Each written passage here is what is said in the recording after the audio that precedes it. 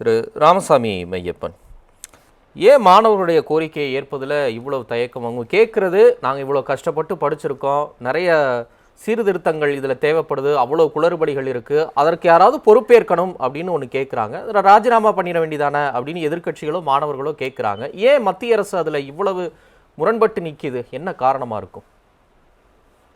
பாரத மன்னருக்கும் தமிழ் மக்களுக்கும் முதற்கண் வணக்கம். உங்க கேள்விக்கு வரதுக்கு முன்னாடி 2 விஷயங்கள் நம்ம பார்க்க வேண்டியது இருக்கு. ஒன்று, மாணவர்களோட கோரிக்கை அப்படின்னு பார்க்கும்போது நம்ம சாதாரண விஷயமா பார்த்து கடந்து போயிட முடியாது. ஏன்னா ஒரு மாணவன் அப்படின்னா அவனோட எண்ணப்பாடு, அவன் இந்த தேர்வு எழுதணும் அப்படின்னு வரும்போது, ஒரு காம்படிட்டிவ் எக்ஸாம் அப்படின்னா அது ஒரு ராத்திரியில பண்ண டெசிஷன் கிடையாது. இந்த தேர்வு இல்லைன்னா இன்னொரு தேர்வு அப்படின்ற பார்வை அந்த எளிதாக கிடையாது. நம்ம சமுதாயத்துல ஒரு தேர்வுக்கு சேர்ந்த சுமைகள் பல இருக்கு. அவங்களோட ஆஸ்பிரேஷன்ஸ், எண்ணம், என்னோட லைஃபே என்னவாகும் அப்படின்னு டிட்டர்மைன் பண்றது ஒரு டெஸ்ட் தான் அப்படின்ற அந்த ஒரு நம்பிக்கை பலருக்கு. அவங்க குடும்பத்துல இருந்து முதல்ல அந்த டெஸ்ட் எழுதி அடுத்தது படிக்க போறாங்க. சிலருக்கு அவங்க கிராமத்துல இருந்தே முதல்ல அவங்க சமூகத்துல இருந்து முதலா இருப்பாங்க. சார்ந்த கனவுகள் அப்படின்றது பல இருக்கு. அதனாலதான் அவர்களோட வெளிப்பாடு இவ்வளவு ஸ்ட்ராங்கா இருக்கு அப்படின்னு பார்க்க வேண்டிய தேவை இருக்கு. அதனால சாதாரணமா எந்த ஒரு கட்சியாக இருந்தாலும் எந்த ஒரு தனி நபராக இருந்தாலும் கடந்து போக முடியாதுன்றது முதல்ல. இரண்டாவது விஷயம், அரசு இதை எவ்வாறு மேற்கொண்டு வருகிறது அப்படின்னு பார்க்கணும். அப்படின்னா முதல்ல இந்த தேர்வு ஒரு லீக் இருந்தது அப்படின்னா என்ன பிரச்சனை உடனே அப்படின்னு பார்க்க வேண்டிய தேவை. அப்போ அந்த லீக் நடந்தா அதனால பாதிப்பு யாருக்கெல்லாம் இருக்கும்? அப்ப நியாயமா சரியாக படித்து நன்றாக படித்து தேர்வை நியாயமான சரியான முறையில் எழுதணும் அப்படின்னு நினைச்ச மாணவர்களுக்கெல்லாம் அதுக்கான அஃபெக்ட், யார் நேர்மையா இல்லையோ அவர்களுக்கெல்லாம் தவறு. அப்படின்றனால அதுக்கு உடனே ஆல்டர்னேட்டிவ் சொல்யூஷன் என்ன? அந்த தேர்வை உடனடியாக 10 நாட்களுக்குள்ள அந்த தேர்வை நடத்தி அந்த தேர்வுல இப்ப பலர் தமிழ்நாடு முதற்கொண்டு பலர் நல்ல மதிப்பெண்கள் பெற்று அவர்கள் நல்ல வாய்ப்பை பெறப்போகிறார்கள் அப்படின்ற அந்த நம்பிக்கையே பெற்றுட்டாங்க. அது முதல் சொல்யூஷன். இரண்டாவது, தவறு செய்தவர்களை அப்படியே விட்டுலாமா? இல்ல. அப்போ ஸ்ட்ராங்கஸ்ட் நம்ம ஊர்ல இருக்க லா என்போர்ஸ்மெண்ட் ஏஜென்சி என்னது? சிபிஐ உடனே இன்வெஸ்டிகேஷன் ஆரம்பிச்சிருச்சு.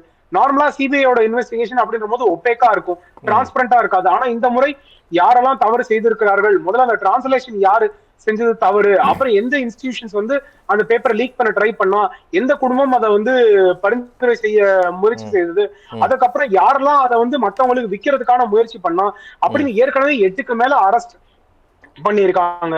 இது இல்லாம அப்ப சென்ட்ரல் கவர்மெண்ட் ரொம்ப லைட்டா எடுத்துக்கிறவங்களாக இருந்தா அவங்க யார வேணா அரெஸ்ட் பண்ணலாம், இல்ல அவங்க பெயில் வாங்கிட்டு போனா பரவாயில்லன்றது இருக்கலாம். ஆனா அது மேஜிஸ்ட்ரேட் கோர்ட்ல இருந்து அப்பலேட் கோர்ட் வரைக்கும், சுப்ரீம் கோர்ட் வரைக்கும் அவங்க பெயில ஸ்ட்ராங்கா ரிஜெக்ட் பண்றதுக்கான பொசிஷனை சென்ட்ரல் கவர்மெண்ட் எடுத்திருக்காங்க. இதை தாண்டி மற்றவங்க எல்லாம் யாரெல்லாம் இருக்காங்க அப்படின்னு பார்த்து அவங்க எல்லாம் என்கொயரி கொண்டு வரப்பட்டிருக்காங்க. 40க்கு மேற்பட்ட பேர் டைரக்டா என்கொயரி செய்யப்பட்டிருக்காங்க. இதெல்லாம் நம்ம ஒரு 30 நாட்களுக்குள்ளேயே நம்ம இது என்ன அப்படின்னு அவங்க ஒரே ஒரு ராஜினாமா தானே கேக்குறாங்க. மத்திய அமைச்சர் ராஜினாமா கிடையாது. இங்க அரியலூர்ல ஒரு ரயில் விபத்து நடக்குது. எங்கேயோ டெல்லியில ராத்திரி தூங்கிட்டு இருக்கிற லால் பகதூர் சாஸ்திரி மறுநாள் ராஜினாமா பண்றாரு. அது ஒரு ரெஸ்பான்சிபிலிட்டி தானே. நீங்க அதை எடுக்கணுங்கிறது தானே ஒரு தார்மீகம், ஒரு பொறுப்பு உங்களுக்கு இருக்கு. அப்ப ரொம்ப சிம்பிள். வேங்கவேல்ல நடந்ததுக்கு இன்னைக்கு வரைக்கும் 0 FIR, ஒருத்தர் பேர் சேர்க்கப்படல. அந்த பொசிஷன் முதலமைச்சர் ஸ்டாலின் அவர்களாக இருந்தவர் என்னைக்கு ரிசைன் பண்ணாரு? இல்ல இன்னைக்கு ஆட்சிக்கு வந்த தாவேகாக்கு அப்புறமா 2 அட்லீஸ்ட் குறைஞ்சபட்சமா நம்ம லாக்அப் டெத்ஸ் பார்த்திருக்கோம். அப்ப விஜய் அவர்கள் ரிசைன் பண்ணிடுவாங்களா? சோ ரெசிக்னேஷன் ஒண்ணும் பிரச்சனை இல்ல, நீங்க அது கேட்கலாம். சொல்யூஷன் எங்க இருந்து?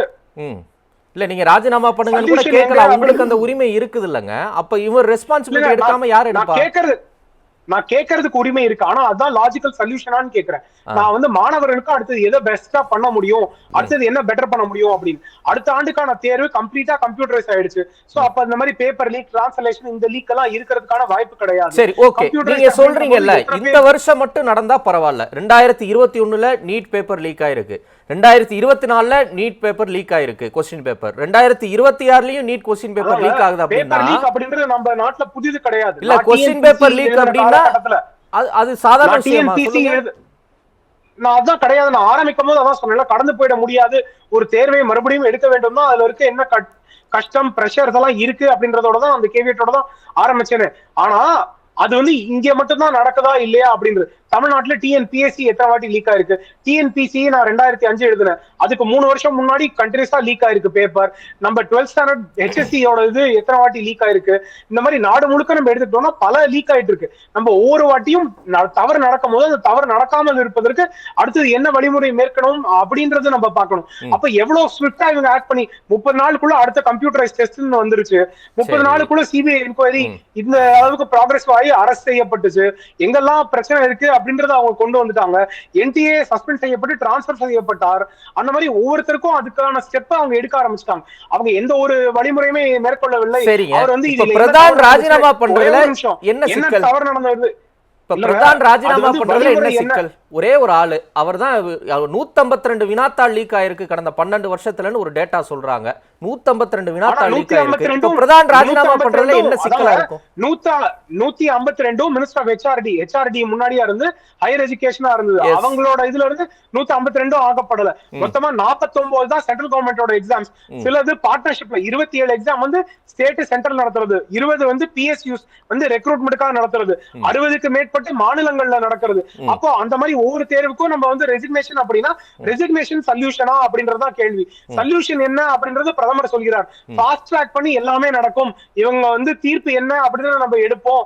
அடுத்தது என்ன பண்ணணும், மாணவர்களுக்கு பெட்டர்மெண்ட்டுக்கு என்ன தேவை, மாணவர்களோட எஜுகேஷன் ஃபெசிலிட்டிஸை இம்ப்ரூவ் பண்ணணும், எஜுகேஷன் இன்ஸ்டிடியூஷனை இம்ப்ரூவ் பண்ணணும், அவங்களோட வாழ்வாதாரத்தை இம்ப்ரூவ் பண்ணணும், அவங்களுக்கு ஜாப் ப்ராஸ்பெக்ட்ஸ் இம்ப்ரூவ் பண்ணணும். இதெல்லாம் சொல்யூஷன். ஒருத்தர் ரிசைன் பண்றாரு, அது வெறும் சிம்பாலிக் அப்படின்றதுனால அதனால எந்த ஒரு சொல்யூஷனும் கிடையாது அப்படின்றதுதான். அதே ஹையர் எஜுகேஷன் மினிஸ்டர் தான் இன்னைக்கு இது எல்லாமே ப்ராக்ரஸிவா நடக்கிறதுக்கான காரணமும். என்டிஏல டிரான்ஸ்பருக்கு அவர் தான் காரணம், அடுத்த கம்ப்யூட்டர் டெஸ்டுக்கு அவர் தான் காரணம், அடுத்த சிபிஐக்கு கம்ப்ளைண்ட் கொடுத்ததும் அவர்தான். இது எல்லாமே வேகமா நடக்கிறதுக்கு அவர் காரணம். அப்ப அவர் செய்ததெல்லாம் சரி அப்படின்றத நம்ம என்னன்னு பார்க்கல. நம்ம சிம்பாலிக்கா ஒரு அரெஸ்ட் வேணும், சிம்பாலிக்கா ஒரு ரெசிக்னேஷன் வேணும் அப்படின்னா அது சொல்யூஷன் கொடுக்கல. இவர் ரிசைன் பண்ணிட்டாரு, ஆனா சிபிஐ என்கொயரி நடக்கல, கம்ப்யூட்டர் டெஸ்ட் நடக்கல, அடுத்தது வேற ஒரு டெஸ்ட் நடக்கல அப்படின்னா அது சொல்யூஷன் ஆயிடுமா? கிடையாது. சொல்யூஷன் என்ன அப்படின்றதுக்கு நம்ம நாடி போக வேண்டிய தேவை இருக்கிறது. அதை பிரதமர் மோடி அவர்கள் கொண்டு வந்திருக்காங்க அப்படின்னு நம்ம பார்க்கணும். ரைட். இப்ப மாணவர்கள் ஒரு பக்கம் போராட்டம் நடத்துறாங்க, அவங்க கேட்கறது வந்து நியாயமான காரணம் இல்லைன்னு சொல்றீங்க. சரி, இப்ப அவங்க போராட்டம் நடத்தும் போது அவர்களை இந்த மத்திய அரசோ காவல்துறையோ எப்படி கையாள்கிறது அப்படிங்கிற ஒரு விஷயம் இருக்குல்ல. இன்னைக்கு ராகுல் காந்தி பிரஸ் மீட்ல ஒரு மாணவரை கூட்டிட்டு வந்து காட்டுறாரு, அவர் கண் பார்வை பாதிக்கப்பட்டிருக்கு, பெல்லட் குண்டு அதை வச்சு அட்டாக் பண்ணியிருக்கிறாங்க, தீவிரவாதிகள் வன்முறையாளர்கள் மீது எடுக்கப்பட வேண்டிய நடவடிக்கை வந்து மாணவர்கள் மேல அவர் சட்டையெல்லாம் தூக்கி காட்டுறாங்க. இப்போ மாணவர்கள் மேல ஏன் பெல்லட் குண்டு அடிக்கிற அளவுக்கு அங்க நிலைமை போகணும், ஏன் ரொம்ப மோசமான ரத்தம் வரக்கூடிய அளவுக்கு அடிக்கணும் அப்படின்னு அவங்க ஒரு தரப்புல இருந்து தங்களுடைய ஆவேசத்தை வெளிப்படுத்துறாங்களா? போராடுறவங்க தீவிரவாதிகளோ வன்முறையாளர்களோ இருந்தா பரவாயில்ல, மாணவர்கள் தானே, அவங்களை எப்படி இந்த அரசு கையாளுகிறதுன்னு கேட்கிறாங்க. என்ன சொல்றீங்க? ரொம்ப சிம்பிள். மாணவர்கள் போராட்டத்துக்கு பர்மிஷன் கேட்டாங்க. அபிஜித் திப்கே அரைவ் ஆன உடனே அவர் கையில பர்மிஷன் கொடுக்கப்பட்டது. அவர் ஏர்போர்ட்லயே அவர்கிட்ட பர்மிஷன் 5 மணிக்கு இருந்துச்சு. பர்மிஷன் நிராகரிக்கப்படல, பர்மிஷன் கிடைச்சிச்சு. ஒண்ணு, ஜந்தர் மந்தர்ல ப்ரொடெஸ்ட் பண்றதுக்கு 22 நாள் ஜந்தர் மந்தர்ல ப்ரொடெஸ்ட் பண்ணாங்க. ஒரு எஃபெக்ட் இல்ல. அங்க எல்லா அசிஸ்டன்ஸும் கொடுக்கப்பட்டது. அவர்களுக்கு தண்ணி, இது அங்க இருக்க தேவையான இதுனா சுகாதார அடிப்படை வசதிகள், இது எல்லாமே அரசு மூலமாக அங்க கொடுக்கப்பட்டது. இதெல்லாம் பண்ணாங்க அரசு அப்படின்னா அரசு அங்க வந்து ப்ரொடெஸ்ட் நடக்கட்டும், ப்ரொடெஸ்ட் நடக்கிறதுக்கான ஃபெசிலிட்டேஷன் என்ன தேவையோ அதெல்லாம் செய்தார்கள்னு பார்க்கணும். ஆனா 22 நாட்கள் அங்க அமைதியாக ப்ரொடெஸ்ட் நடந்துச்சு இல்ல. ஆனா சதன் செலோ அப்படின்னு எதுக்கு? சதன் நடக்கிற அன்னைக்கு 163, அதாவது பழைய 144 பிறப்பிக்கப்பட்டு பின்னர் பர்மிஷனுக்கு அப்ளை பண்ணாம எதற்காக சதன் செலோன்? நார்மலா பார்லிமெண்ட் ப்ரொசீடிங்ஸ்ல இருக்கும் போது எந்த பர்மிஷனுமே அங்க கொடுக்க மாட்டாங்க. அப்ப சதன் செலோன் எதற்காக நடத்த வேண்டும்? அது வந்து பர்மிஷன் கொடுக்க மாட்டாங்க. 163 இருக்கு அப்படின்னு தெரியும் போது எதற்காக அந்த இடத்துல வந்து ப்ரொசஷன் வரணும்? எதற்காக அங்க ப்ரொசஷன் வராங்க அப்படின்னா எல்லாருக்கும் என்னென்ன கண்ட்ரோல் மெஷர்ஸ் கொடுத்திருந்தாங்க, யாரு எப்படி நடத்துக்கணும் அப்படின்னு, அந்த ப்ரொசஷன்ல எப்படி நடக்கணும்னு அதை நடத்தினவர்கள் நாங்க இதெல்லாம் கைட்லைன்ஸ் கொடுத்திருந்தோம், இவங்க மட்டும் தான் வரணும், இவங்க இந்த மாதிரி நடந்துக்கணும், இந்த மாதிரி அவங்க வன்முறையில ஈடுபடக்கூடாது, யாராவது ஈடுபட்டா அவங்க ஆக்ஷன் எடுக்கணும், அவங்கள பத்தி கம்ப்ளைண்ட் பண்ணணும் அப்படின்றது என்ன மாதிரி வழிமுறைகள் கொடுத்திருந்தார்கள்? ஒரு வழிமுறையும் இல்ல. அப்போ அங்க அந்த ப்ரொசஷன்ல வரணும் அப்படின்னு நினைச்சவங்க இல்ல, இந்த மாதிரி வன்முறையில ஈடுபட்டவர்கள் அவர்கள்லாம் யாரு அப்படின்ற அந்த கேள்வி இருக்கு. இல்லங்க, அவங்களுக்கு ஒரு ஆற்றாமை இருக்கு. நான் கஷ்டப்பட்டு படிச்சிருக்கேன், இப்படி என் எதிர்காலத்தை பாழாக்குறீங்க அப்படின்னு சொல்லிட்டு வேலை வாய்ப்பு இல்லாம பலர் வந்து குடுமி இருக்கிறாங்க. அவங்களுக்கு ஒரு ஆற்றாமை இருக்கும்போது அதை எப்படி அவங்க வெளிப்படுத்த முடியும் நீங்க நினைக்கிறீங்க? அவங்க தீவிரவாதிகளா இருக்கட்டும், இல்ல வேற வன்முறையாளர்கள், பயங்கரவாதிகள்னா ஓகே, அவங்க மேல இப்படியான நடவடிக்கை எடுப்பதுங்கிறது வந்து அவங்க ஆற்றாமை வேற எப்படி வெளிப்படுத்துவாங்கன்னு நினைக்கிறீங்க? என்னோட ஆற்றாமையை வெளிப்படுத்துவதற்கு என்னோட அரசியலமைப்பு சட்டம் 1901A ஃப்ரீடம் ஆஃப் எக்ஸ்பிரஷன் கொடுத்திருக்கு. நான் எங்க வேணா பேசலாம், எப்ப வேணா பேசலாம். ஜந்தர் மந்தர்ல பர்மிஷன் வாங்கி நான் அங்க ப்ரொடெஸ்ட் பண்ணிட்டு இருக்கேன், சோசியல் மீடியால பேசிட்டு இருக்கேன், எல்லாரையும் போராட்டத்துக்கு கூப்பிடுறேன். ஆனா நான் போய் ஒரு பொது சொத்தை வீணடிப்பதற்கு, அதை டேமேஜ் பண்றதுக்கு, ஜேர்னலிஸ்ட அடிக்கிறதுக்கு, ஒரு தனிநபரை அடிக்கிறதுக்கு, கல்லெடுத்து உடைக்கிறதுக்கு, இல்ல ஒரு இது என்ன பிரைவேட் விண்டோ ஸ்பேசஸ் உடைக்கிறதுக்கு, வண்டிகளை வந்து அங்க இருந்து அகற்றுவதற்கு, இதுக்கெல்லாம் வழிமுறை கிடையாது, இதுக்கெல்லாம் பர்மிஷன் கிடையாது, இதுக்கெல்லாம் நம்ம அரசியலமைப்பு சட்டம் இடம் கொடுக்கல.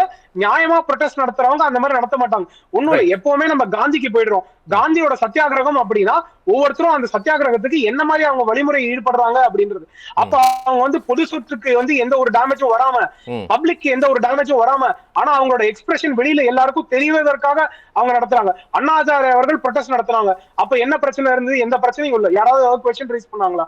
இல்ல. இங்கேயுமே 22 நாள் அங்க இருந்தாங்களே, அப்ப ஏதாவது ஒரு பிரச்சனை வந்ததா? அரசு அவர்களுக்கான வசதிகளை செய்து கொடுத்தது. ஆனா 22 நாட்கள் கழிச்சு 163 இருக்கும் போது, பார்லிமெண்ட் செஷன்ல இருக்கும்போது பர்மிஷன் கொடுக்க மாட்டாங்கன்னு தெரிஞ்சு பர்மிஷனுக்கு அப்ளை பண்ணாம ஆயிரக்கணக்கான பேர் எதற்காக அங்க கூட வேண்டும்? சரி, கூடினார்கள்ல. அப்ப போலீஸ் வந்து பேரிகேட், வெல்ட் பண்ண பேரிகேட தாண்டி நீங்க போக கூடாது அப்படின்னு சொல்றாங்க. இல்ல, நாங்க தாண்டி போய் சந்திக்கிறோம் அப்படின்னு சொல்றது வேற. ஆனா அங்க உடைக்கிறது, போலீஸ்காரங்களோட பிசிக்கலா மோதல்ல ஈடுபடுறது, ஜேர்னலிஸ்டோட சண்டை போடுறது, இதெல்லாம் எங்க இருந்து வருது? அப்ப இதெல்லாம் நியாயமான விஷயமா?